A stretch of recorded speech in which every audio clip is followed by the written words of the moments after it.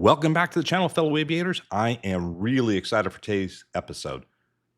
The original plan had been to spend at least one, if not two more episodes flying the Turbine Duke and doing a couple different types of approaches for you guys, but I am all in on that Starship hype train.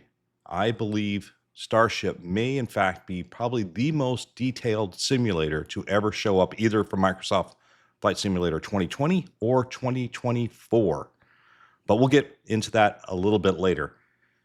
As you see, I have accepted a new route, and I've now done it with Aegean Airlines. I really like flying for OnAir, and in fact, I had advanced up to the next rank.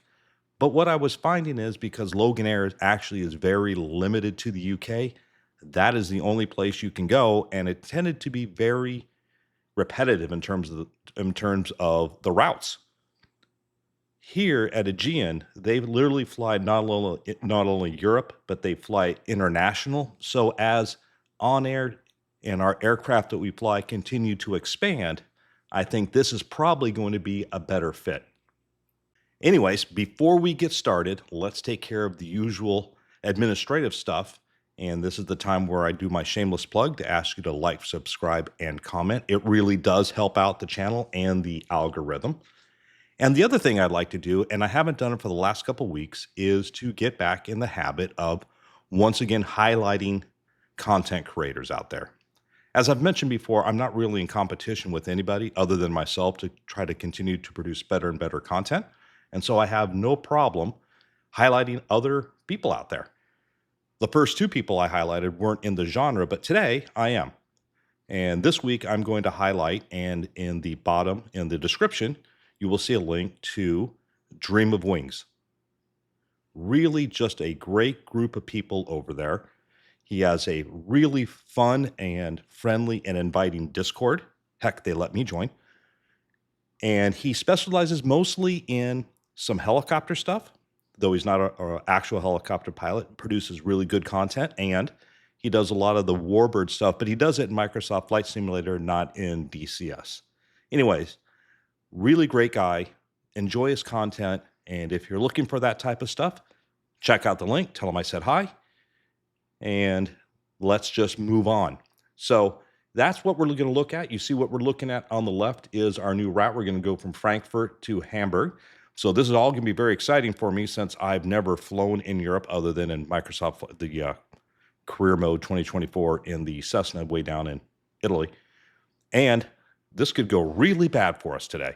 I have started the aircraft once, and I have taken off once. I have yet to land. So, as my grandfather said, who was a B-24 pilot, we all land. It's whether we walk away or not. So, we'll see how that goes out by the end of the episode. So, let me get the aircraft ready, and I will meet you out on the ramp so we can get going. Because I think today's episode, my goal is to get through at least the basics to get you up and running and flying before the end of the episode. Okay, so I will see you all in just a few seconds.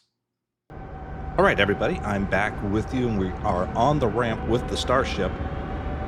This is fully compatible with 2024, so there is a couple interactive icons. First thing we can do is open up the door if we like. That in a lot of aircraft forces you inside, but not here. Just want to point out you can pull off all these tags, and then this one's an easy one to miss. Down here, gear pin. That's probably one of the biggest ones. The other thing you're going to want to make sure you do 100% is make sure you get these engine covers off. You can take them off here or on the included tablet. But if you try to start the engine, and you can start it with those on there, you'll just end up with a hot start and fry the engine. You can also come up here and check out each blade if you like. That's some of the attention to detail that they have out here. But I think this is going to be a super long flight. I just want to point this out. And here's the other thing. Because it's native to 2024, we have collisions. No more walking through the plane. All right, anyways, let's just hop inside. All right, here is the aircraft. Let me just go ahead and take off my pause on my head tracking. And as always, right down here, you will find the EFB that you can move all around. Looking at the first page here, we can see a couple of things, which is the unrestricted beta range. I leave that off because we don't want beta to happen in flight. Show the beta annunciator, instant band touchdown, no. Hide the GNS 430. This, of course, is an aircraft that was designed way before GPS was coming on the market. And so there's a lot of really great ways that they managed to do navigation, but it wasn't GPS based, at least initially. There's only, I think, 7 of these planes left flying in the world. So a lot of them, of course, have been retrofitted with the 430, and we'll be using the 430 for our flights. At some point, we have a lot to cover with this aircraft. It's going to take multiple flights. So once again, today, I think I just want to get you up and running so you can get the aircraft off the ground.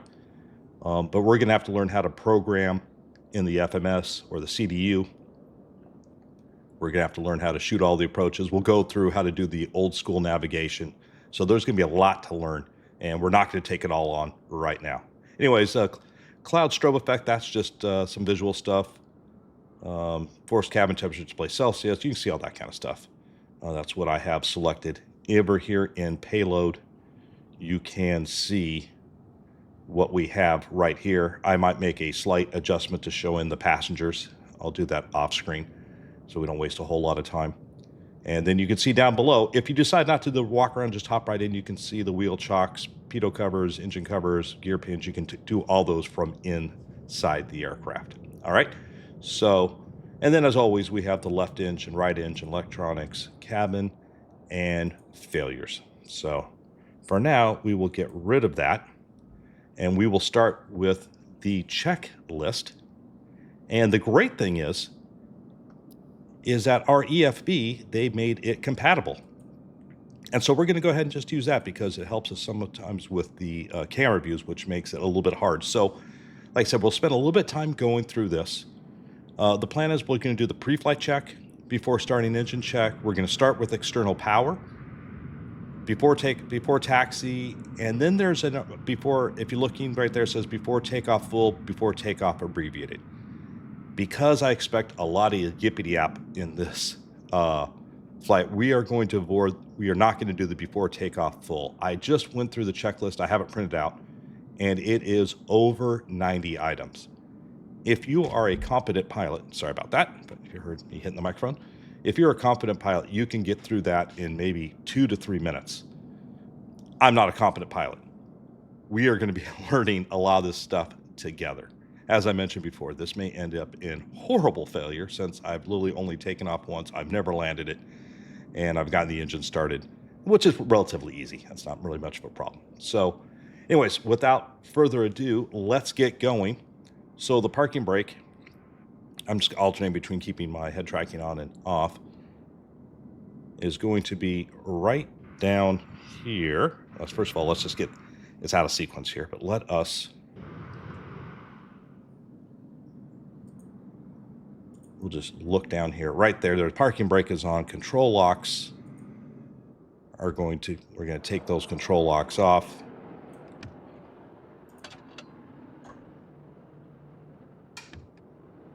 And you can see where I ended my last flight. The gear was down. Up.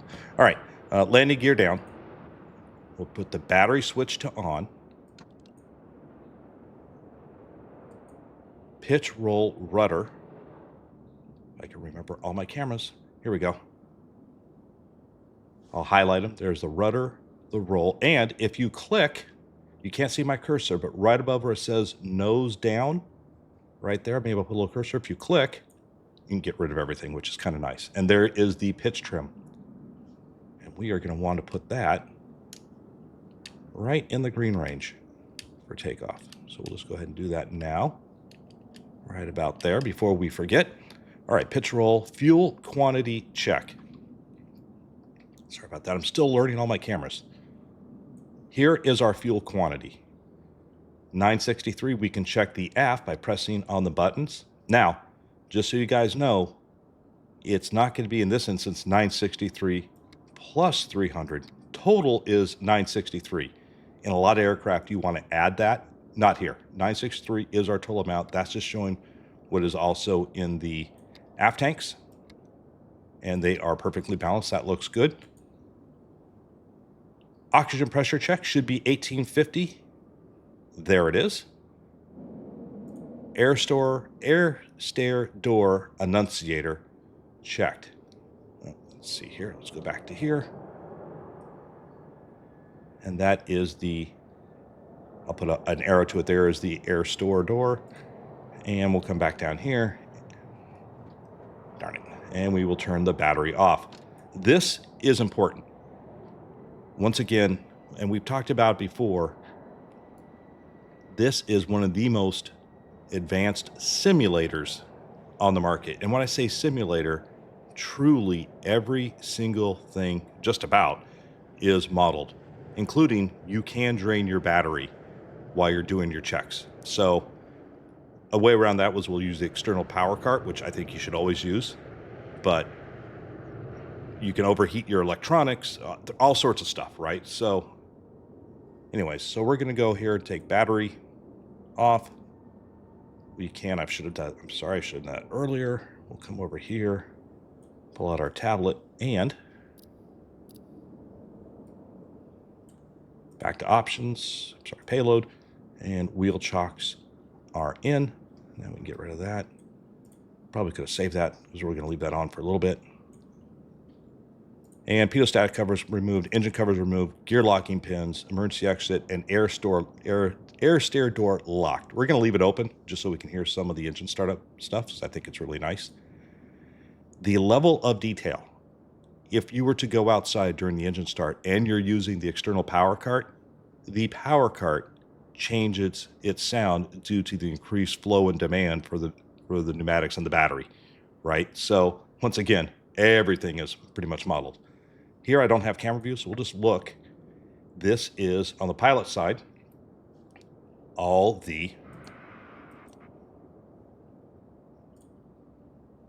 Every single one of these is modeled and usable. And if you've flown a Blacksquare aircraft, you know you may come out and find some of these popped. So it is worth your time when you get in here. Make sure all of these are set. We'll look over here on the right side. That looks good. And we are set. All right, the outboard reversionary panel. Let's go over here and take a look. As you can see right there, that is the reversionary panel. That, especially back when the Starship was one of the very first, if not the first aircraft to have an all-glass cockpit. They were obviously very worried about these CRT screens, which all your youngsters you probably have never heard of, failing. And so the reversionary panel, all that does is allow you to move everything, let's say from the PFD to the ND, and move everything around, right? Shouldn't need it today in today's flight, but it is there and modeled. All right, parking brake is still set. Audio panels as required. You can take a look down here. Here is some of your audio panels, right? The boom. Once again, a lot of stuff we're not going to need. I just want to show you where it is. Static source is normal, which is right here.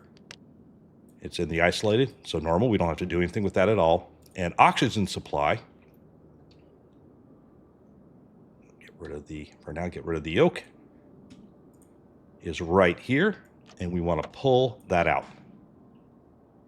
Oxygen mass test.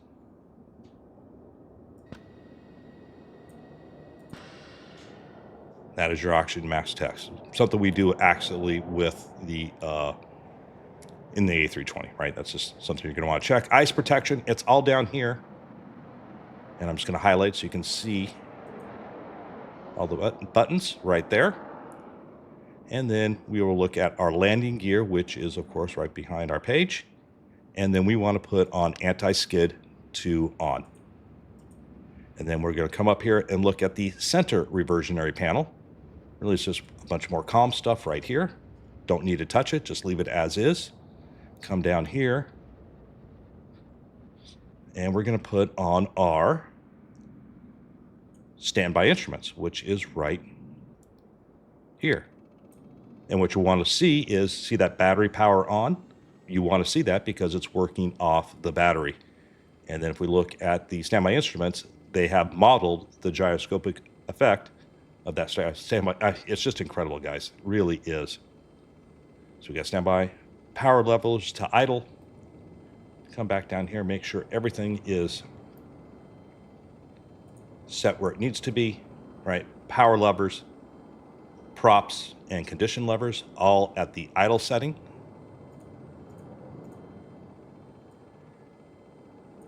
Bleed air valves, right here. You want them in the off position.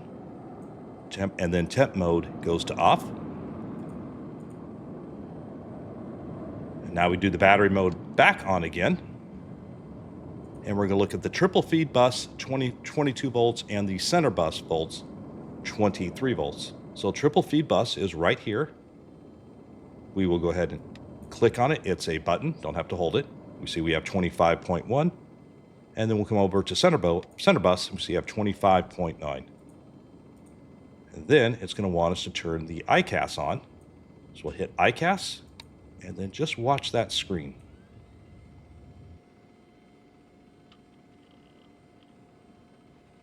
I just want to be quiet so you could hear all the stuff that's going on in there, right? You see that they've even modeled the CRT screen warming up like you young kids don't have to do today. All right. And then now we got to do the firewall fuel valve push, open, close. So let me just show you what this is all about. We'll come to here. These are our firewall push. We're going to hit the switch once. Come over on the other, hit it, that one. And now we're going to press it. We wait a couple seconds. As the valve closes, we see the extinguish light come on. And that's exactly what we want to see. Then we're going to come down here. And now we are going to turn, gosh darn it, sorry about that. Can't believe I keep forgetting these. We're going to turn our standby pumps on. And what we should see is nothing. And what that is showing us is that we've now pushed off the fuel shutoff valve. We're now forcing fuel into the system, but the valve is holding, right? So that's exactly what we want to see. Absolutely no change, right? Then we're going to go ahead and open these up. And now we should see the low fuel pressure light disappear, showing once again now that the fuel pumps actually work. Let's go ahead and close the covers. Come back here. I'm going to keep, apparently I'm going to do that every time. And we'll turn our standby pumps off. So that's that fuel. All right, now we get down to the transfer flow, and what we should see here, we come back up here, you'll see some of these lights begin to extinguish. So we are there. Let's go to, and you see opposite light extinguish. Back to off. That is the transfer. We should see the avionics air fail message, which is at the very bottom of the ICAS right there. Avionics blower on right here.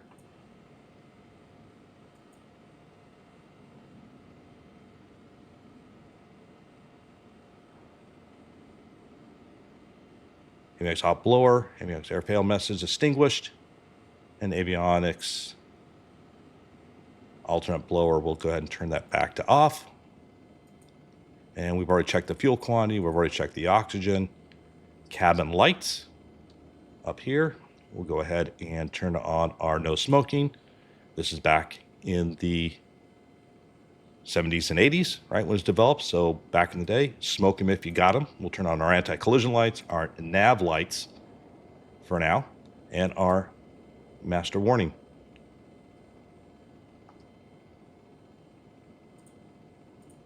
And that completes the before starting engine checklist. So whenever you have a chance, right, you're going, let me just extinguish those because those are annoying. We are going to go to the before start or engine starting with external power. Whenever you can, absolutely use the battery. But before we get started, once again, you're going to see very similar things from almost every single aircraft, right, in terms of the starting sequence. But I want to bring you up to and have you look at the ICAS right now. And what you're going to see is at the very top, those two needles, there are two needles on the left and the right side. There is a green one, which is very easy to see. That is torque. Inside that is a white one, which is our inlet turbine temperature, right? So you're going to have two in one, and they are not synced up. Then below that, we have our props, and below that, we have our N1. So as always, when we start the engine, we're going to look for a minimum of 12 on the N1. We are then going to introduce fuel with the condition lever. At 50% N1, we can turn the igniters off because it's self-sustaining, and then we let everything stabilize out. It says 12 minimum. I would, as you're starting this, especially for the first time, you can torch these engines. I've seen a couple content creators talk about how they fried their engine on the first couple starts. So use the external power. It'll be better for you. It'll give you more consistent power, and that's modeled. And number two, go ahead and introduce fuel when you get more like 17 on the N1. I think that's a really good spot to introduce fuel. It'll really help avoid this hot start. Anyways, let us kind of continue. So that's kind of the procedure. It'll probably make more sense as we're doing it, but I just want to give you a quick heads up. So we got battery volts, 20 volts minimum. We see have 25.6. We are going to have our propellers in the feather position. Will it let me? I have yet to get this. See, I can't get this. Haven't got this modeled on my Honeycomb Bravo yet. I'm not smart enough to figure out how to go into the beta range. So we're going to start them here. It'll start okay. It just preferably you'd like to have those in feather. Okay, ICAS off, left and right gen off, battery back on. And this is going to ask us to turn around. And we've already done this to turn the ICAS back on again. So we're just going to go ahead and leave that on, leave them on for now. And let's come to the external power source connect. That's giving us right there. So let's come, well, actually, that's probably what's telling us to do. We haven't connected. So come down here and put external power source. You can hear the engine start up there. I think we're done with that.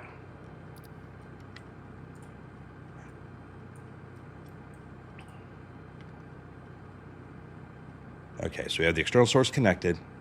Now we should see 28 on the external power. So I'll have to come back to here. Oh, I got it right this time. External power, 28.1. All right. And then external power switch to on, which is just right here. See, ICAS right back on again. So it doesn't really help us to turn around, turn that off. So just a little bit of heads up. All right, let's come back to here. I will now unstick my track IR. And we are going to start. Well, maybe better if I just do it this way. Here is our igniter right here. So let's go ahead and start. Looking down at the very bottom screen. 8, 9, 12 here is the minimum. We'll wait just a second, at least 15, and let's bring our, you see the ITT start to rise, looking for under 1,000, but if you do it this way, you don't need to memorize anything. And now once we hit 43, 45, 50, come down here, igniter off. So if you've been following along with me, whether it's the Turbine Duke or the Caravan, they're all going to start just about the same way. And right now we're just going to wait till the engines come up and stabilize.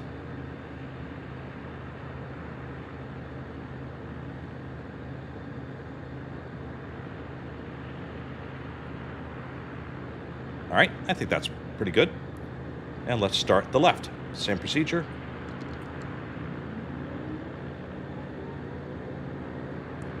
The Starship was known to have an exceptionally quiet cabin, which is why I kind of left the door open so you could maybe hear some of this stuff. Coming up on 12, 13, 15, 16, 17.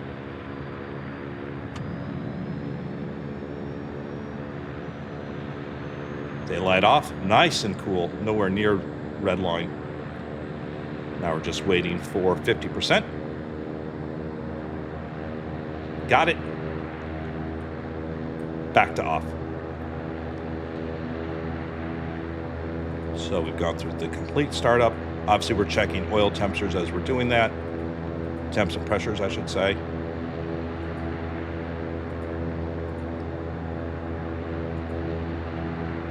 Okay, come back down now. We want external power switch to off.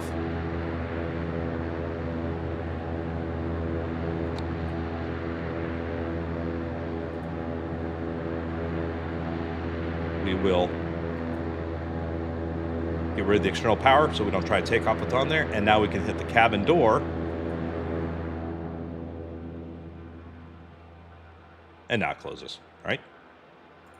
Get rid of that. Come back down to here, and now we're going to want the external power switched off. We've disconnected it, and we want the left and right generators on. So flip them into the up position, release, up, position, and release. That just resets them. And you can check right generator, left generator, more than 27.5. Gen ties are normal. Don't have to do anything there. Gen ties are open. Generator load are parallel.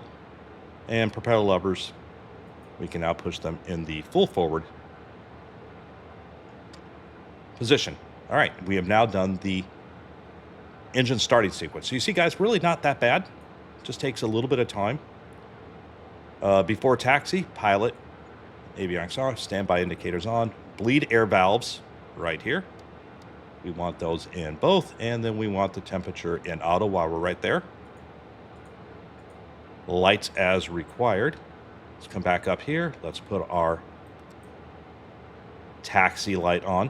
You see strobe, low, and anti-collision. They're both anti-collision lights, but what we're looking at there, what the low means is once you get into a cloud, if you've ever flown like IFR, the reflections will bounce right into the cockpit from the strobe light. That just actually helps us or minimizes that kind of like disorientated effect. A lot of times, even in the Airbus, I'll start turning everything off once we get into like hard IFR. You just can't see anything. Matter of fact, it's required if I'm making a Cat 3. Got to turn everything off. Anyways, moving along, right? Cabin lights, smoke, flaps, retract.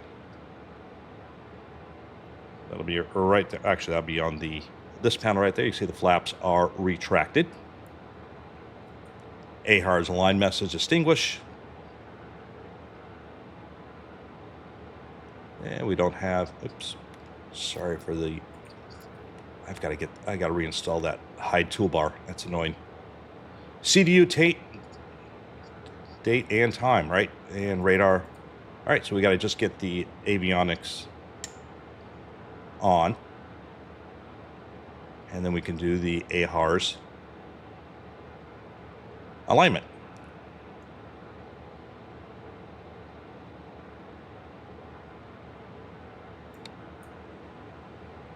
And that should turn on the avionics here.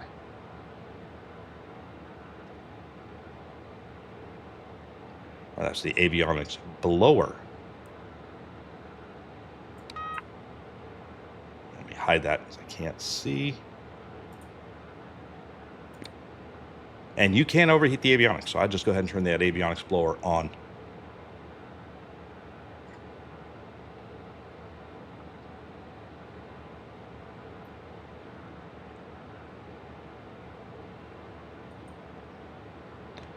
So here's a little tip. So we're obviously in Europe, as you know, or maybe you don't know, but as you probably saw from the playthroughs, I was having a hard time with the frequencies because it's slightly a different scenario. We use 121.50, 119 or 0.35, right? They use all 3 digits. So what you want to do is just come up to the radio, right click, and if you look right there, like in COM 1, you see it changes to 3 digits. That's all. Kind of interesting. Not interesting, but if you need to use that, if you're flying around in Europe and you're like, I'm not getting the right frequencies, that's how you change that as well. So that is all set. And let me just do 1 or 2 more things. I'll just catch you back in. I actually want to see, I actually have the flight plan that I made with SimBrief. I'm interested to see if it comes into the channel. But in the meantime, we can initialize the system. All data okay. We'll get into some of the stuff at some point here. And I will bring you in either. I'll bring it in. We're going to have probably a whole class on how to do stuff on how to do the FMS. We've already this video is already starting to go super long. So I'll just cut you back in once that's all set and ready to go. Probably next episode, we'll go through that for flight planning a little bit. All right. So I will see you once again in just a few seconds. All right, everybody, I am back with you. Unfortunately, I had a crash desktop. I then restarted up and had like a right gen failure. Couldn't figure out what was going on.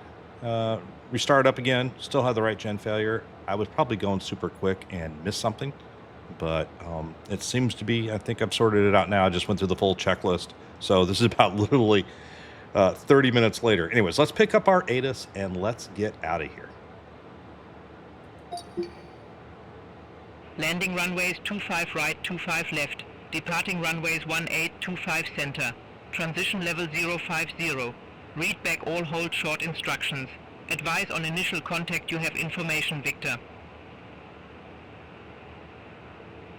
Frankfurt Main Airport information, Victor. 1339er Zulu. Wind variable. Temperature 30. Dew point 048. QNH 1020. VFR conditions. Landing runways 25 right, 25 left. Departing runways 18, 25 center. Transition level 050.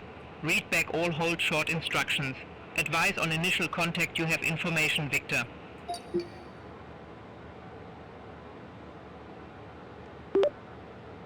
Good afternoon, Aegean 1560, information Victor. Ready for our IFR clearance to Hamburg.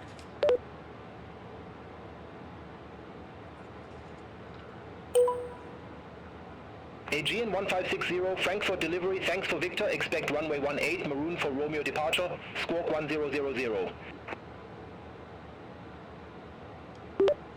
And Aegean 1560, expect runway 18 for the Maru for our departure, squawking 1000.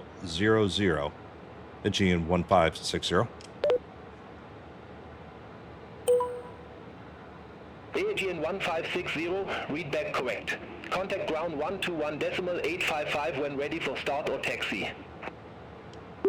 121.855 for start or taxi, Aegean 1560. All right, so we can come over to here and we can dial in 100. Is that in or outer?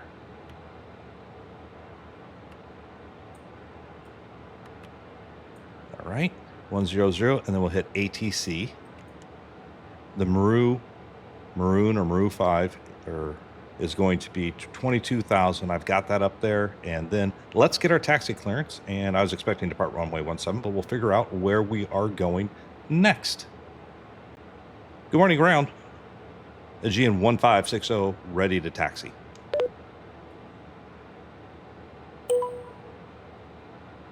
Aegean 1560, runway 18, taxi via Sierra 23, Romeo 11, Mike 19er, Mike, Lima 21, Lima, Yankee, November. Hold short runway 25 left.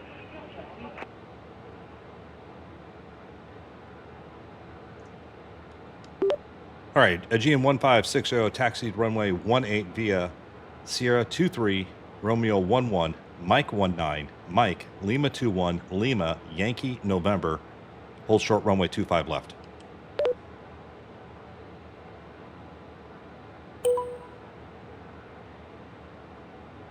All right, well, that is a handful. So let's go ahead and pull up our EFB.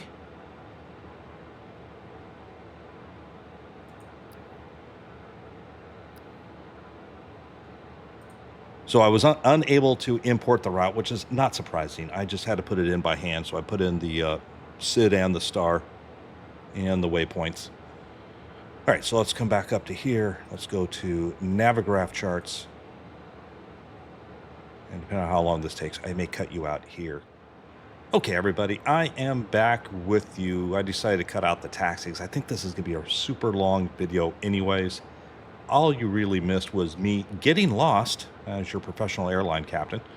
I made it here. I just crossed a runway I wasn't supposed to. But as you saw from last week, I don't really care about clearances. All right.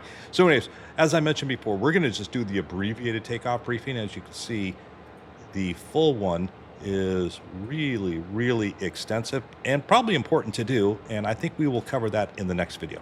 So for this one, we're just going to come down to here and we're going to put the annunciators on. If I can just do it right here. This is our annunciators right here. And it just turns on all of our lights and switches. That's good. Surface de-ice and anti-ice as required. We won't need that. Pressurization. Move this because it's right. In fact, this might be a better view. There's pressurization right there. And we are going up to flight level 220, 15,000 plus. That looks good. And you want that rate knob right there. See that right in the 10 o'clock position. That's fine. Avionics, we've all checked those. Autopilot engaged. So autopilot is right here, autopilot engaged. And then we want to see the yoke disconnect. Make sure that works. So we will come over here, put our yoke back on, click here, and then we should have the autopilot disconnect. And you see it move back. All right, so that looks good. Pitch roll rudder set for takeoff. That's all set there. Flaps, wings, we already checked that. Flight controls free and clear.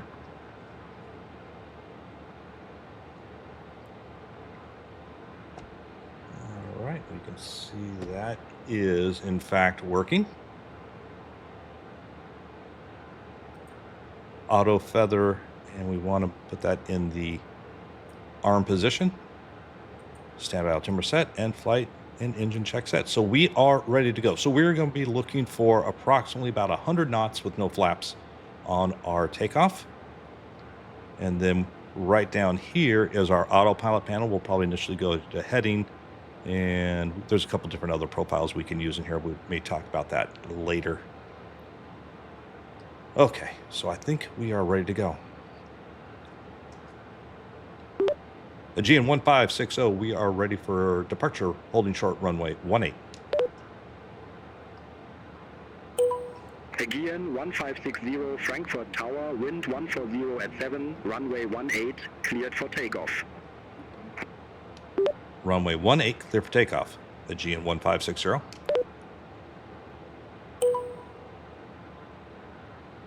right, let's get our brake is off. And once again, I probably advise the same kind of technique I've been using in my other ones that you're going to be very kind of limited, that they're a little bit more realistic. We'll go ahead and keep our parking brake on. We'll bring our throttle all the way up, and we'll try to make sure we don't have any exceedances if possible. I think with my Honeycomb Bravo full forward, my props are going to be slightly, max props will be slightly too much here, but we'll go ahead and line up.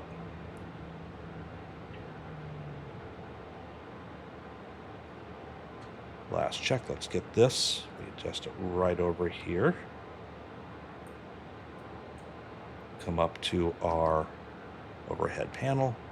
Let's get our landing lights on. We can take our taxi light off at this point. Actually, we'll leave those on.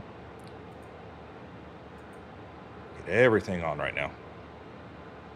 Okay, and we are set. So, bring our throttle up smoothly. And normally we tend to be torque limited.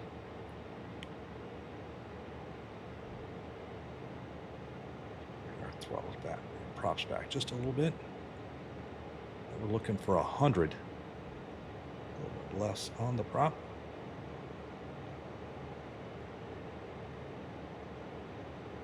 Well, there's an abort right there. Someone landing right in front of me, but let's bring her. all the way up, at least over 90. All right, and away we go.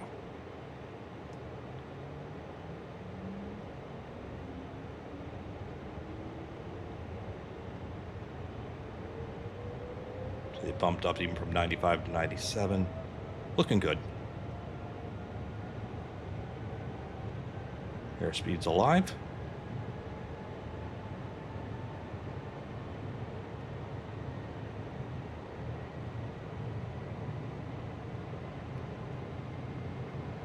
We're right on about 100 knots.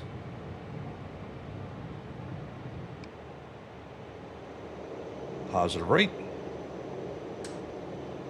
Gear up. And if you look right down at our PFD, it gives us a nice 8-degree climb. That's automatic, which is really, really nice. That's where the bars, command bars are set for a nice 8-degree climb out. So at this stage, we can engage our autopilot. We can select heading and our climb profile setting.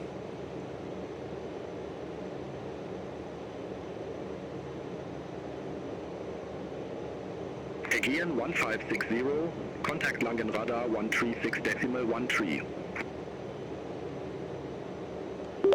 136.13 Aegean 1560.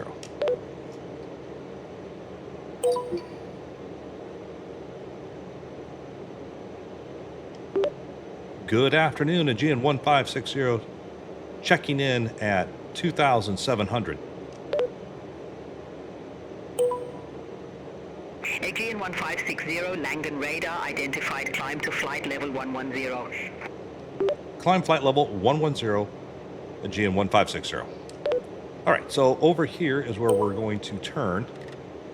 And depending on how quick you turn, depends if it's going, we'll go thousands or hundreds. There is no, you can't really, it's not the inner and the outer for hundreds, outer for thousands. So if you turn really quickly, you get thousands. If you turn slowly, you get the hundreds. There's no way around that. What we have set here is indicated airspeed profile, and what you're going to see is about every 500 feet or so, the airspeed is going to kind of tick down a knot or two, and what it's trying to do is just give us our max rate of climb all the way up. And so you really don't have to worry about VX, VY necessarily. Just go with, you can use altitude, of course, but I think one of the easiest to use is going to be, let's get rid of this. I'm going to point out right here, indicated airspeed profile, right there. So go ahead. Obviously, we have all the other modes, vertical speed, alt hold, indicated airspeed, right? Also in here, in the CDU, let's see if I can figure out where that is then. Is that back to system control? Nope. Not com. Aegean 1560, contact Langen radar 127.6. Langen control on 127.6, Aegean 1560.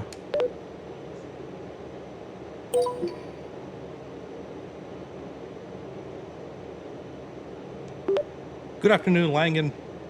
Aegean 1560, checking in 9,500 for 11,000.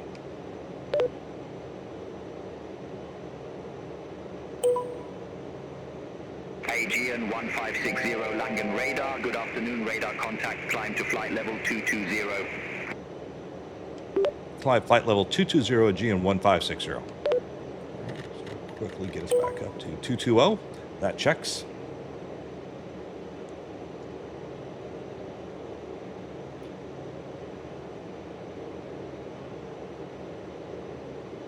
All right, so we're still in heady mode. We are in alt.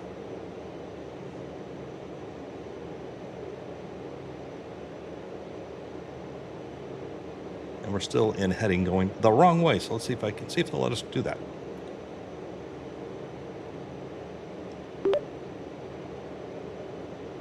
And Aegean 1560, we'd like direct to maroon at this time. Aegean 1560, confirm direct to Maroon. Direct Maroon 1560. GN 1560, I didn't get that. Say again, confirmation, direct Maroon. Direct Maroon 1560. Now, can we figure out... AGN 1560, I didn't get that. Say again, confirmation, direct Maroon. Direct Maroon 1560. AGN 1560, I didn't get that. Say again, confirmation, direct Maroon.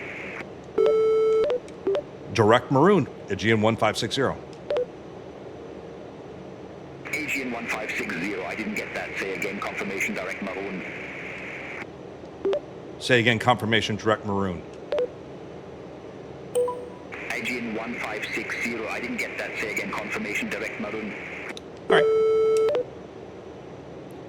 I don't think I'm going to play this retarded game with you all. So let's go to... Let's get ourselves on course.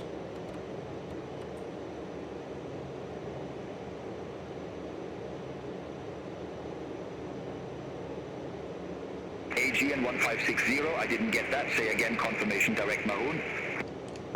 Direct Maroon. AGN 1560, I didn't get that. Say again, confirmation, direct Maroon. Direct Maroon, Aegean 1560. AGN 1560, I didn't get that. Say again, confirmation, direct Maroon.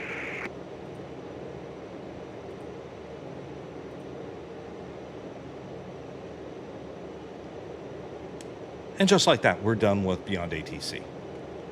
So if anyone can figure out what I was saying wrong, I would love to know. All right, anyways, I'm sorry. During the preceding argument with Beyond ATC and their retardation, we had leveled out 11,000. I've stopped the climb. Anyway, so we went back to indicated airspeed profile. And what you're going to see is the aircraft begin to slow itself up. Looks like it's pitching for about 153 knots. And if you're looking at the airspeed, it's just back down to 151. And then, like I said before, it's just trying to give us our max climb rate. The altimeter, if we look at that, really interesting design. On the outside on that digital display, you see it climbing 15.9, coming up on 0.16. But the inner green arc is actually our VSI, which is very, very cool. So it's all in one gauge. And you can see right now we're coming up at about 3,100, 3,000 feet per minute rate of climb.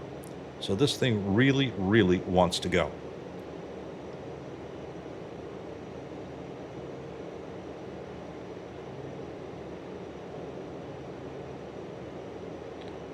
All right, so once again, this has been a fairly long flight. I may cut us out and avoid the entire ATC meltdown with them. I'm not sure what that was about.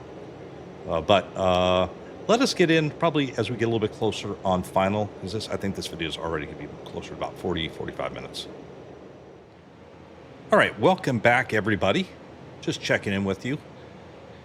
Not going to lie, a little bit of a struggle session trying to make our way out here, but I am in the downwind. We're still a little bit far out. About I don't know, about 20 miles out, just kind of trying to get myself on the arrival. Had a hard time with the FMS, so I'm gonna have to figure out how that works exactly. But as always, just aviate, navigate, communicate. Was able to use the Microsoft Flight Simulator EFB to help me get out here. You see right here, I was able to pull that out, which worked out okay for me. And now just kind of coming up on a left base. Level on here about 4,000 feet. We'll try to keep our speed up just a little bit. And this is where it's going to get super interesting. Can I land?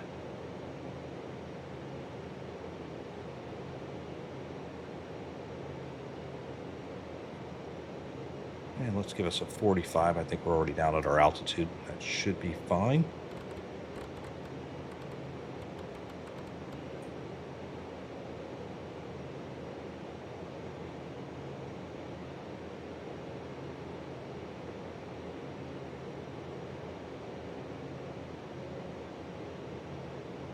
And you can see the needle fluctuating around there, which is, they have modeled in the base game VORs, they either just kind of work or then they just don't work. But as you can see with the localizer down there, where I'm looking at my ND, you kind of see it fluctuates a little bit. Glide slope just popped up at the top there. So now we're getting a little bit stronger of a signal. That is pretty realistic. Which is why, especially when I was flying like the 145, we would use our FMS or nav all the way until we got about 7-8 miles away. It just, the signal would not be usable.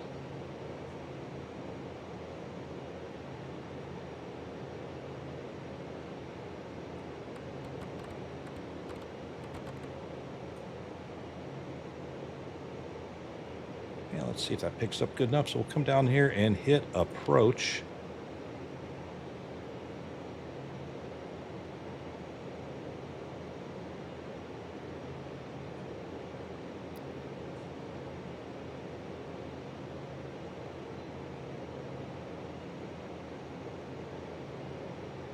All right, so we're looking set up here. We got about another 20 miles to go. Looks like I can see the runway way out there, straight in front of us. So there is a lot we're going to have to learn. I was able to get the flight plan put in, as I mentioned before. It didn't automatically sync up from SimBrief, but luckily because I did that, I had downloaded the plan, put it into the included EFB, and I was able, basically what I ended up doing is I just flew from waypoint to waypoint using headings and all that kind of good stuff that got me close enough, and then used the SID and star for my altitude. So I made it work. It was not pretty, that is for sure.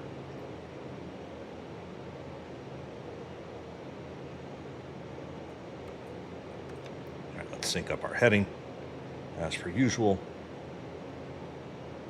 So, and as you got, I don't know if I included it, I'm probably going to cut a lot of stuff out. Ended up having an argument with Beyond ATC. I asked to go direct to a waypoint, and it said okay, and then I responded, and I went back and forth with it. So we've cut off Beyond ATC. So that's why we're not going to get any landing clearances on the way in here. I apologize. I'm not sure what was going on with that. I may include it just so you guys can hear. Very, very aggravating.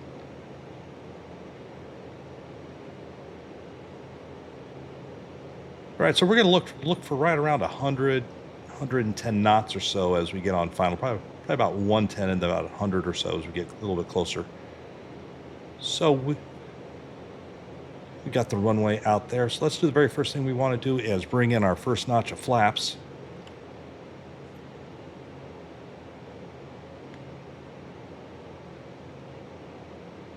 Check out our trend indicator there. Wings pop out. That is so awesome. Looking down at our PFD and our ND, you can see we should be picking up the localizer, or the glide slope, any point now. Let's see if it picks it up, or if I'm going to have to do this manually.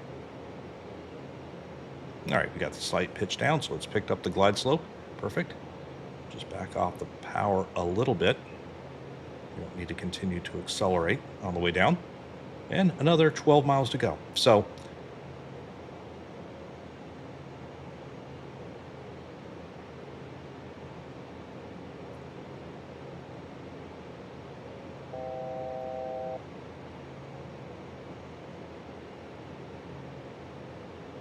my reminder to set our missed approach altitude, which I believe is 3,000 on this approach.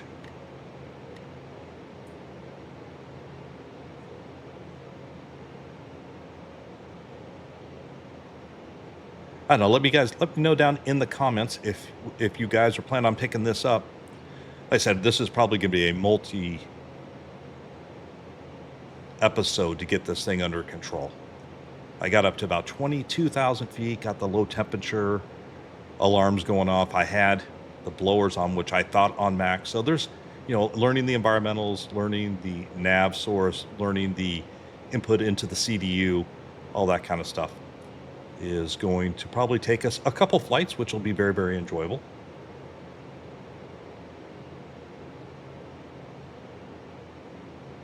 But let me know if you're planning on picking it up. I am very, very impressed.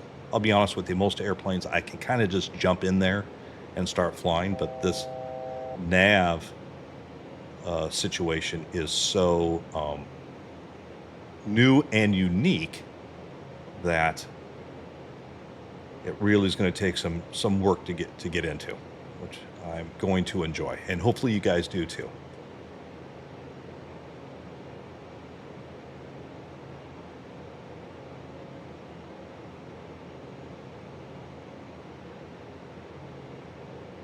I love it. Just looking at this PFD, looking up there, we got a radar altimeter up there. That looks nice. We got the LOC and the GS on the top, on the left-hand side, telling us we've captured them. On the right-hand side, we got the glide slope right on profile. Let's go ahead and drop our gear. Start slowing up. Flaps are easy because there's only one setting.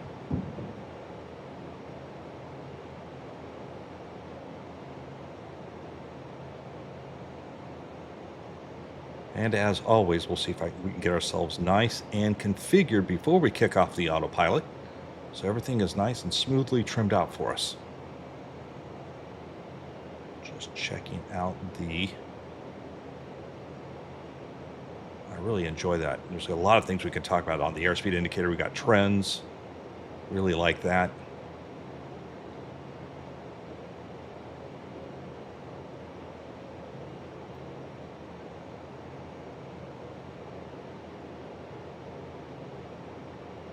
All right, let's go ahead and pop our track IR back on. Center it up.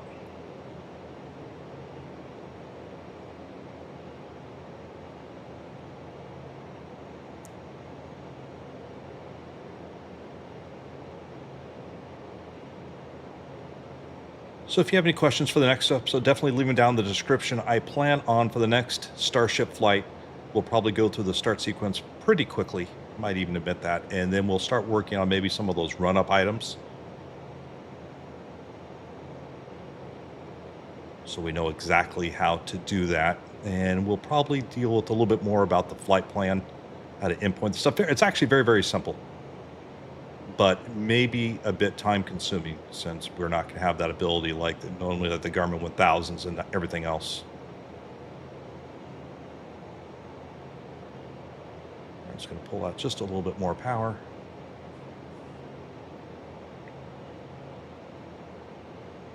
I think the minimum landing distance is around 4,900 feet, so definitely not short field.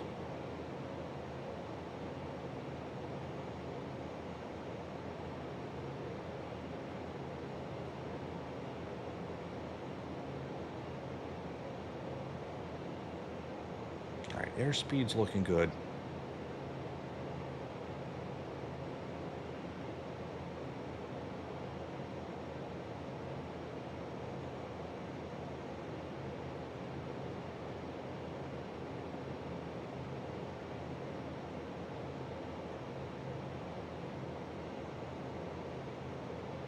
This was definitely a handful to take for my very first flight, really, in this aircraft.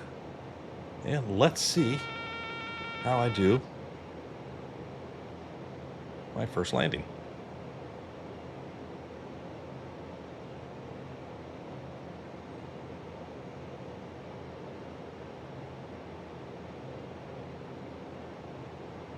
All right, airspeed looks good.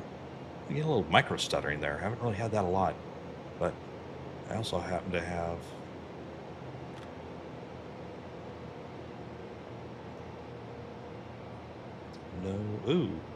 floated just a little bit, nose pointed straight ahead, a little right. Yoke to counteract the pedal inputs.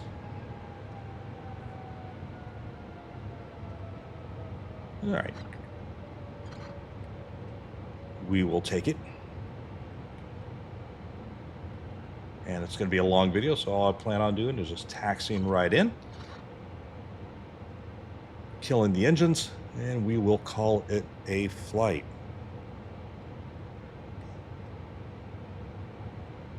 It's my first time in Hamburg here. I'm not sure why I'm getting these little micro stutters. I don't normally get that.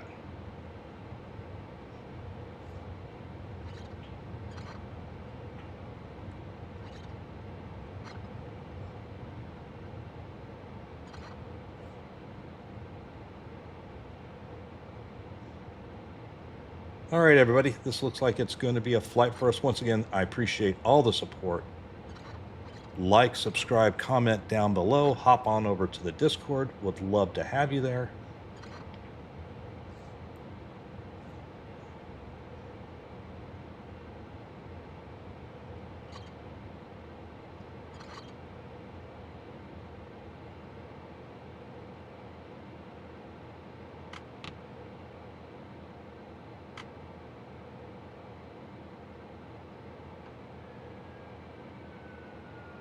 And there we go. Everything's killed. And I will catch you all in the next one. Take care for now. Bye.